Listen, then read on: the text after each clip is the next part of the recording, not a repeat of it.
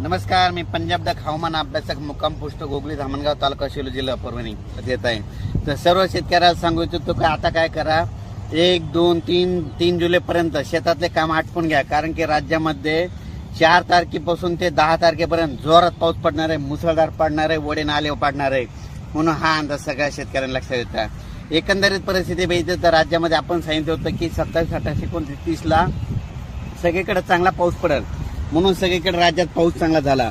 आता सर्व शेतकऱ्याला सांगू इच्छितो की राज्यामध्ये आता जवळपास 1, 2, 3 दरम्यान भाग बदलत पाऊस पडणार आहे.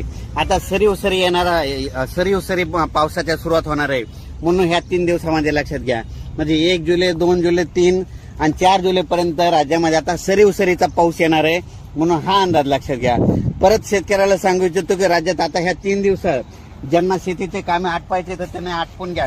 कारण की राज्यामध्ये 4 जुलैपासून ते 10-11 जुलैपर्यंत जोरदार पाऊस पडणार आहे. वडे नाले वाहणारा पाऊस पडणार आहे. ठिकठिकाणी छोटे छोटे तळे असतील तर त्याच्यामध्ये पाणी येणार आहे. म्हणून हा अंदाज लक्षात घ्यायचा.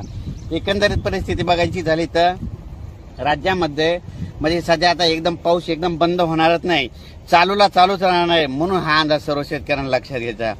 अचानक जर कधी वातावरण झालं तर लगेच एक मी ताबडतोब मेसेज देतच असतो.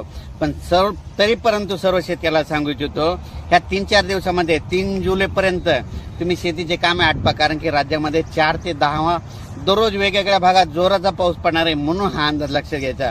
आणि योगायोगाने अंदाज सांगू इच्छितो की राज्यामध्ये काय झालं की ज्या वर्षी पुरेपूर पाऊस येतो त्या वर्षी नगर जिल्ह्याला जास्त पाऊस पडतो, बीड जिल्ह्याला जास्त पडतो, सोलापूर जिल्ह्याला जास्त पडतो, लातूर जिल्ह्याला पडतो, सातारा, सांगली, कोल्हापूर तिकडे जास्त पडतो, विदर्भात जास्त पडतो, पूर्व विदर्भात जास्त पडतो, मराठवाड्यात जास्त पडतो, उत्तर महाराष्ट्रात जास्त पडतो. म्हणून हा अंदाज सर्व शेतकऱ्यांना लक्षात घ्यायचा. आणि योगायोगाने यावर्षी पुरेपूर मान्सून आलेला आहे. म्हणून पुरेपूर पाऊस आलाय आणि त्याच्यामुळे यावर्षी चांगला पाऊस राज्यात पडणार आहे. म्हणून हा अंदाज लक्षात घ्यायचा.